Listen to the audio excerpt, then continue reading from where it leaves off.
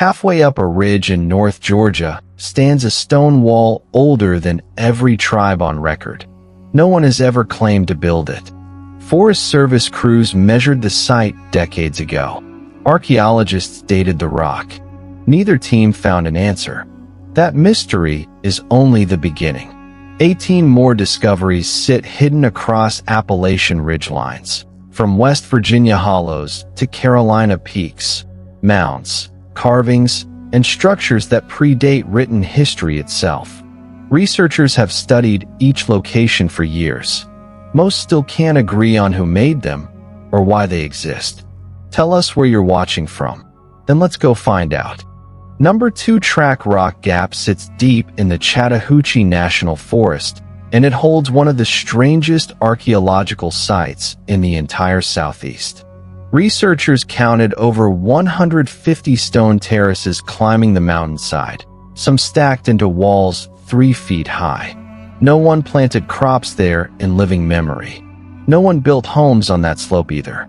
The U.S. Forest Service ran a full survey between 1999 and 2003, mapping every wall and terrace by hand.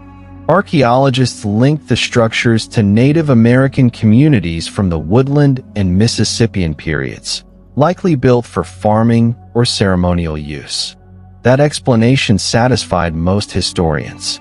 It didn't satisfy everyone. In 2012, a Cherokee descent researcher proposed a controversial theory that the site showed signs of contact with Mesoamerican builders, possibly linked to Maya migration. Mainstream archaeologists rejected the claim almost immediately, citing no supporting evidence in the region's soil, pottery, or genetic record. The idea made headlines anyway. It still circulates today, unresolved and unproven. Pictures standing at the base of that mountain at dawn, fog low across the terraces, stone walls disappearing into tree line above you. Whoever built this worked for generations.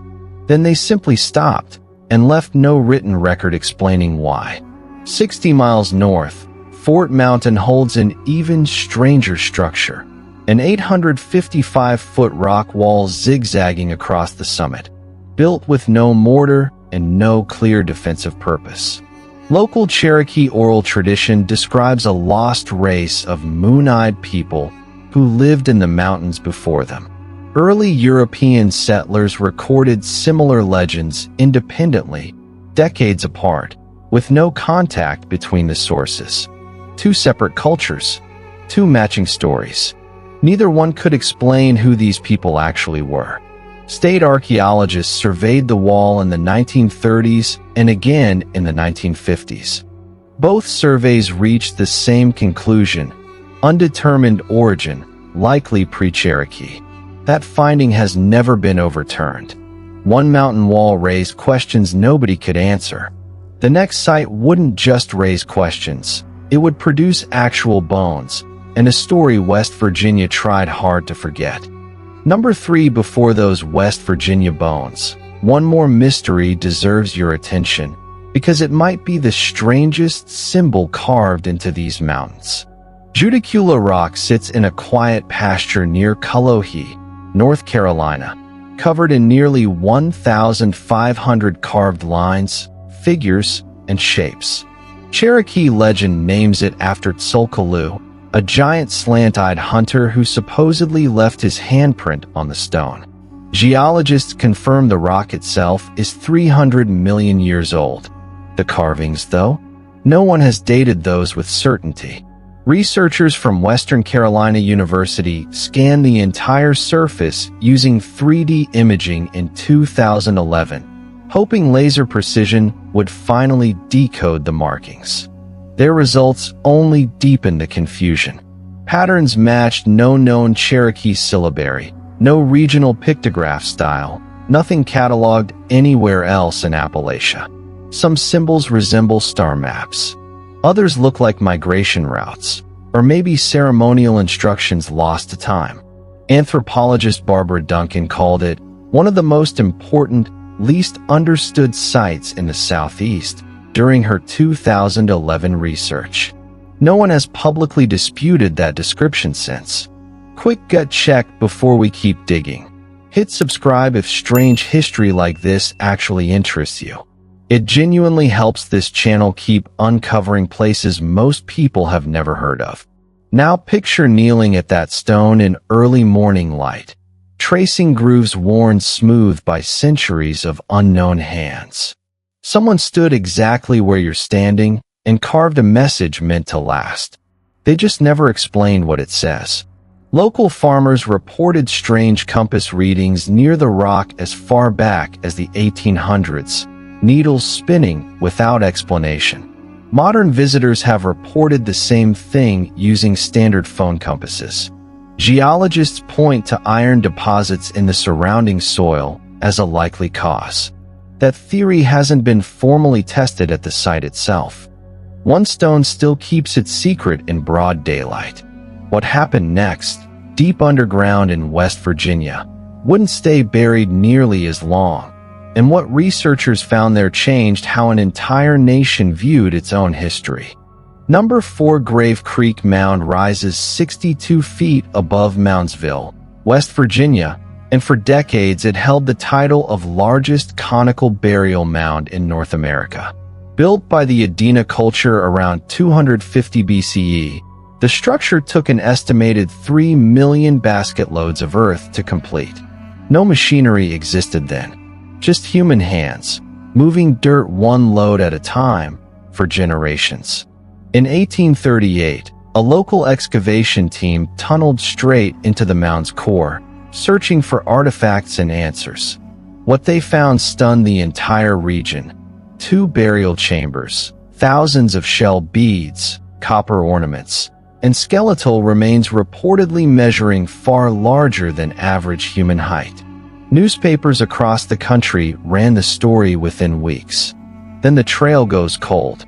The original excavation notes describe skeletons of unusual size, a detail repeated across multiple 1838 newspaper accounts from Ohio to Pennsylvania. Those remains were later displayed publicly, then transferred between private collectors, then lost entirely sometime in the early 1900s. No museum claims them today. No official record explains where they went. Smithsonian's own 1873 survey of the site acknowledges the mound's significance, but makes no mention of the skeletal size claims at all, a striking omission, given how widely reported the original discovery had been. Historians still debate whether the giant descriptions were exaggeration, measurement error, or something the historical record simply failed to preserve properly. Imagine standing inside that 1838 tunnel, torchlight flickering against packed earth walls, and reaching a chamber sealed for over 2,000 years. Whatever lay inside had waited that long for someone to find it. Then, within decades, it vanished from public record almost as completely as if it had never been unearthed at all. Today, a modern museum sits beside the mound, drawing thousands of visitors every year. Almost none of them know the original remains are missing. That contradiction alone makes Grave Creek one of the most quietly unsettling sites in Appalachian history, and it's far from the only mound hiding an unresolved story. Number 5 Serpent Mound curves nearly a quarter-mile across a plateau in Adams County, Ohio, forming the largest effigy earthwork on the planet. Seen from above, the shape is unmistakable, a massive serpent, coiled tail to open jaw, following the natural curve of the ridge beneath it. For over a century, scientists couldn't even agree on who built it. Frederick Putnam excavated the site in the 1880s and attributed it to the Adena culture, dating it to roughly 300 BCE. That answer held for 100 years. Then, in 1996, researchers Robert Fletcher and Terry Cameron ran new radiocarbon tests on charcoal samples from the mound's core. Their results pointed to a completely different builder, the Fort Ancient culture, nearly 1,500 years later. Two respected teams reached two completely different answers, both backed by credible methods that couldn't both be right. The debate never fully resolved. Some archaeologists argue contamination skewed the newer samples. Others maintain the radiocarbon data is sound, and Putnam simply got it wrong. Ohio History Connection, which manages the site today, acknowledges both dates on its own materials, an unusual admission for an official record to make.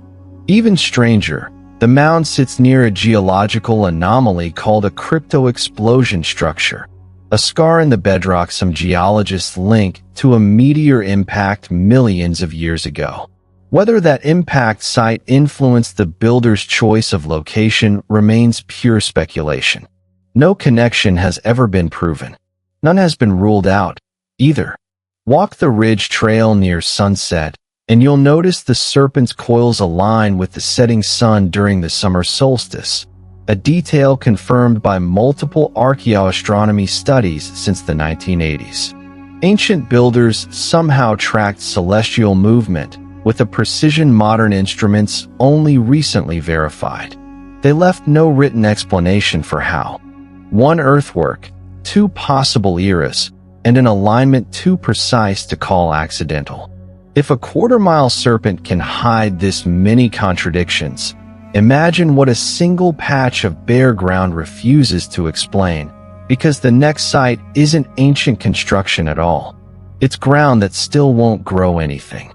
Number 6 Devil's Tramping Ground sits inside Uhori National Forest in North Carolina, and it shouldn't exist the way it does. A near-perfect circle, roughly 40 feet across, where nothing grows. No grass, no weeds, not even moss. Local legend claims the devil himself paces the circle nightly, planning humanity's downfall. Scientists have tested the soil repeatedly since the 1950s, checking for toxic compounds, unusual salt content, or chemical contamination. Every test came back inconclusive. The soil isn't poisoned. It isn't compacted beyond normal levels either.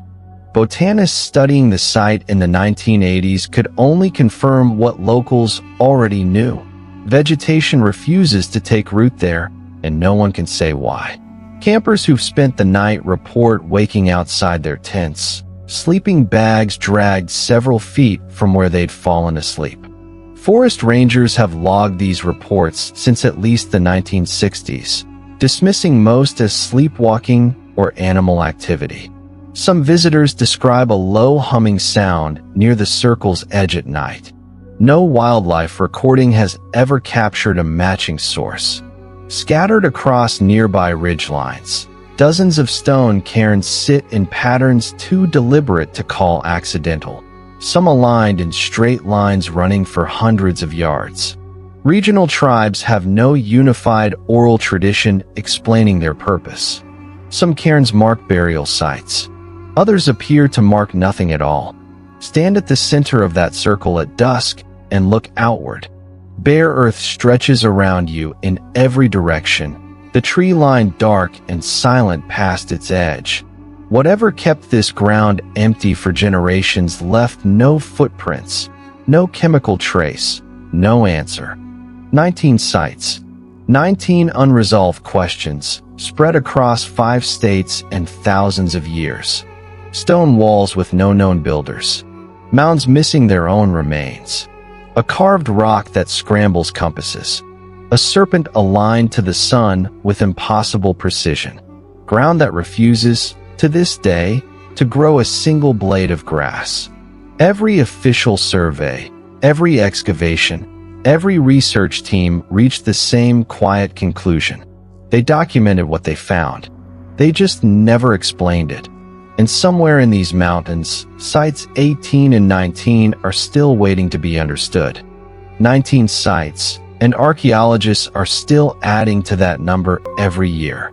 Somewhere in these mountains, another mound or carving sits uncatalogued, waiting for the right researcher to notice it. Which discovery unsettled you most? Drop it in the comments, and subscribe if you want to be here when we find the next one.